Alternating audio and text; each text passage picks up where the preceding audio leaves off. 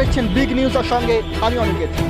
আজ আমি আপনি আমাদের সকল বাঙালি সকল ভারতবাসীদের কাছে এক অনেক বড় দিন। আজকে আমাদের দেশের নেতাজি, যিনি নেতাজি নামে প্রসিদ্ধ, অর্থাৎ নেতাজি সুভাষচন্দ্র বসুর 128তম জন্মবার্ষিকী। আজকের দিনে কিন্তু আমাদের দেশের অন্যতম নেতা জন্মেছিলেন এবং তিনি বলেছিলেন যে তোমরা আমাকে রক্ত দাও, আমরা তোমাকে স্বাধীনতা দেবো। এবং এই বলে তারা কিন্তু আজাদ হিন্দ ফৌজের গঠন করেছিলেন এবং আমাদের ভারতের স্বাধীনতার জন্য তার অন্যতম এক অবদান রেখে গিয়েছেন। আর তাই তার জন্মদিনে আমরা চলে এসেছি আজকে তার কলকাতার এলজি রোডের বাড়িতে। এখানে আমরা দেখে নেব যে সাধারণ মানুষরা তার বাড়িতে বিভিন্ন ভ্রমণ করতে আসছেন এবং তারা কি বলছেন তাদের কাছ থেকে আমরা শুনে নেব।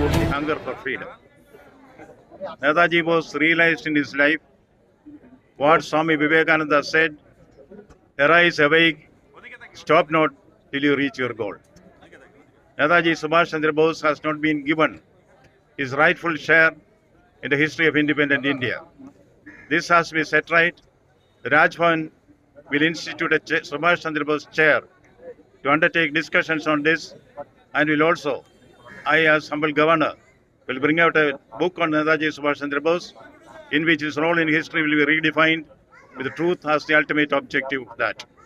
Certainly, we owe a great deal to India's proud son, who made us realize our inner strength. India derives inspiration from that. The two exhortations given by him still inspire the youth, Dilli Chalo and also Jai Hind. Jai Hind. না, প্রত্যেক বছর না, এবারই এসেছি, এর আগে এসেছি, কিন্তু আজকে যেন ভীষণভাবে মানে খুব মন দিয়ে সকাল থেকে তৈরি হয়েই এসেছি। অন্য সময় হয়ে যায় অল্প অল্প দেখে চলে যাই। আচ্ছা, নেতাজির যে গুরুত্ব তা বর্তমান সময়ে মানুষ কতটা বুঝতে পারছে, কি বলবেন আপনি? আদৌ পারছে কি, কিচ্ছু বলার নেই এ ব্যাপারে। হ্যালো, তুমি আজকে নেতাজি সেজে এসছো, হ্যাঁ। নেতাজি নিয়ে কি জানো তুমি? আজাদিন ফৌজ করেছিল, তার জন্য ইন্ডিয়ার গ্রেট ইন্ডিপেন্ডেন্স পেয়েছে। ওই গ্রেট এসকেপের জন্যই ইন্ডিয়া থেকে পালাতে পেরেছে। আর ওই আজাদিন ফৌজ জাপান থেকে হেল্প নিয়ে বানাতে পেরেছে।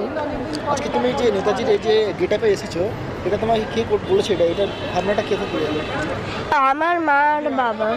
আমরা নেতাজির বাড়ির ভেতরে বিভিন্ন স্থানে ভ্রমণ করলাম, যেখানে রন্ধে রন্ধে কিন্তু নেতাজির ছোঁয়া, অর্থাৎ নেতাজি কিন্তু আজও এই বাড়িটির মধ্যে কোনায় কোনায় কিন্তু বসবাস করেন, এমনটা কিন্তু মানা হয়ে থাকে।